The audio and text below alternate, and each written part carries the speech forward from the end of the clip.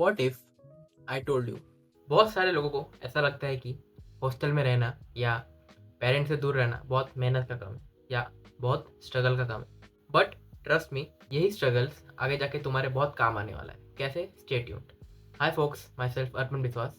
Welcome back to my channel. So in today's video मैं तुम्हें ऐसे 7 पावरफुल पॉइंट्स बताने वाला हूँ related to staying in hostel और staying away from your parents.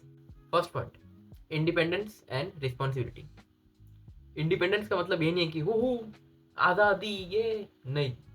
Independence का मतलब ये है कि तुम्हारे मतलब सेल्फ डिसिप्लिन या डेली शेड्यूल जो भी हो गया, तुम्हारा प्रॉपर खाना खाना, प्रॉपर सोने जाना, प्रॉपर जो भी स्टडीज है उसको प्रॉपर रूटीन में करना, खुद के मतलब अपने भरोसे पे या अपने आप से, इसी को बोलते हैं रिस्पॉन्सिबिलिटीज लेना।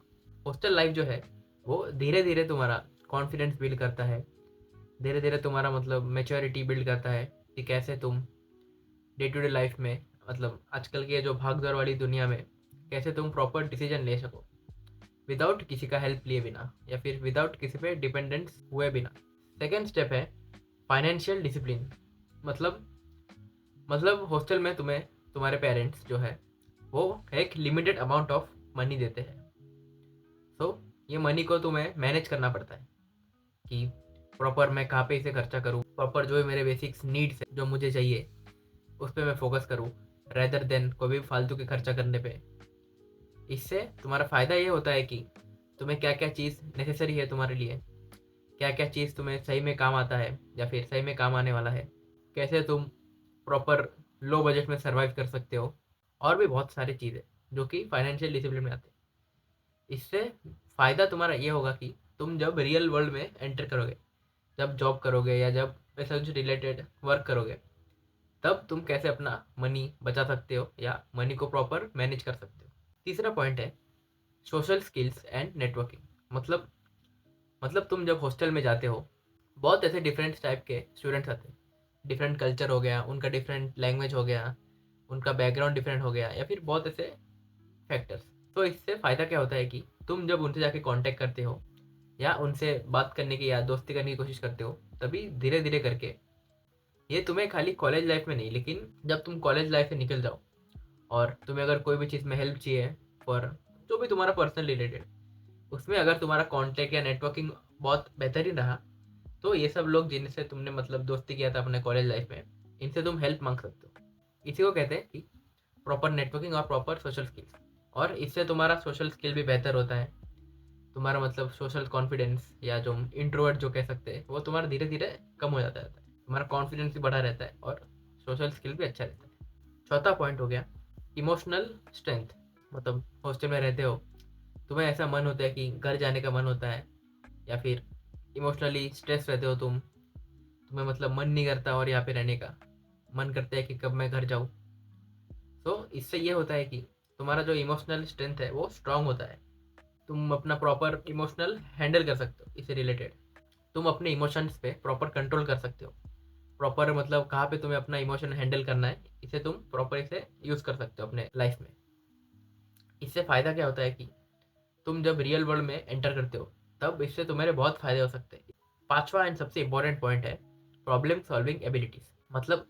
मतलब जब तुम हॉस्टल में अकेले रहते हो, तुम्हारे बहुत से प्रॉब्लम आते हैं। अगर तो मतलब तुम्हारे रूममेट से नहीं बन रहे या कोई भी डिसीजन तुम्हें लेना है या फिर कोई भी एकेडमिक प्रेशर हो गया, बहुत पढ़ाई का बहुत स्ट्रेस है, सो ये सब जो भी डिसीजन हो गया ये तुम्हें खुद लेने पड़ते इंडिपेंडेंटली। तुम मतलब पेरेंट्स के भरोसे बैठे ही नहीं रहोगे कि मैं पेरेंट्स से पूछूंगा उसके बाद ये करूंगा, नहीं। ऐसे जो भी मतलब डिसीजन तुम अगर इंडिपेंडेंटली लेना शुरू करो, इससे क्या होता है तुम्हारा प्रॉब्लम सॉल्विंग एबिलिटी बढ़ता है, तुम्हारा डिसीजन मेकिंग पावर बढ़ता है। आजकल के लाइफ में मतलब आजकल का जो ये कम्पिटिटिव वर्ल्ड है, इसमें तुम्हारा प्रॉब्लम सॉल्विंग डिसीजन मेकिंग जो है वो सबसे स्ट्रॉन्ग चीज़ है जो तुम्हें आना ही चाहिए। छठा पॉइंट है डिसिप्लिन एंड टाइम मैनेजमेंट। मतलब जब तुम हॉस्टल में रहते हो, तुम्हें कोई नहीं बोलता कि अब तुम्हें उठना है, अब तुम्हें खाना खाना है, अब तुम्हें नहाने जाना है, अब तुम्हें पढ़ाई करना है। तुम्हें कोई आके नहीं बोलने वाला, तुम्हें सब कुछ खुद अपने मन से या अपने दिमाग से करना पड़ता है।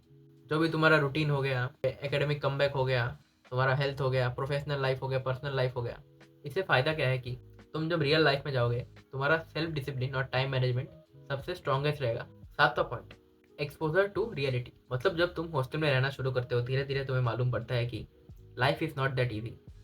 तुम्हें रियलिटी से मतलब तुम वाकिफ़ होते हो रियलिटी से कि कैसे ये दुनिया कम्पिटिटिव है, कैसे मेरे आसपास के लोग कंपटीशन में हैं, compete कर रहे हैं मुझे भी इनसे compete करना पड़ेगा अगर मुझे बेहतरीन बनना है अपनी लाइफ में।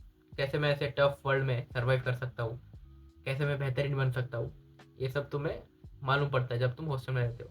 यही चीज़ें तुम्हें फ्यूचर में जाके हेल्प करती है, जो कि मतलब जब तुम रियल वर्ल्ड में एंटर करते हो, इससे फ़ायदा क्या होता है कि तुम हमेशा अलर्ट रहते हो, लाइफ को प्रैक्टिकली सोचते हो। कोई भी लाइफ में तुम्हारा अगर अनप्रिडिक्टेबल चीज़ें या फिर प्रॉब्लम आते हैं तो उसे तुम फेस कर सकते हो। तो यही सब चीज़ें दिमाग में अपने बिठा लो कि हॉस्टल में रहना कुछ मतलब गलत काम नहीं है या फिर कुछ मेहनत का काम या स्ट्रगल का काम नहीं है। सो हॉस्टल लाइफ ईजी नहीं है, ये तुम्हें बहुत सारी चीज़ें सिखाता है।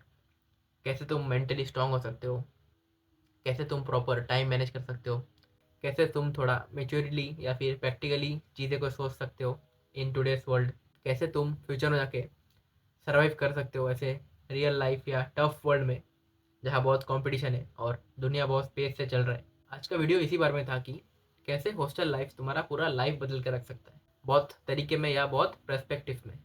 क्या तुम रेडी हो हॉस्टल लाइफ में रहने के लिए? Make sure to comment section में बताओ कि क्या तुम रेडी हो कि नहीं। सो आज के लिए बस इतना ही था। So thanks for watching.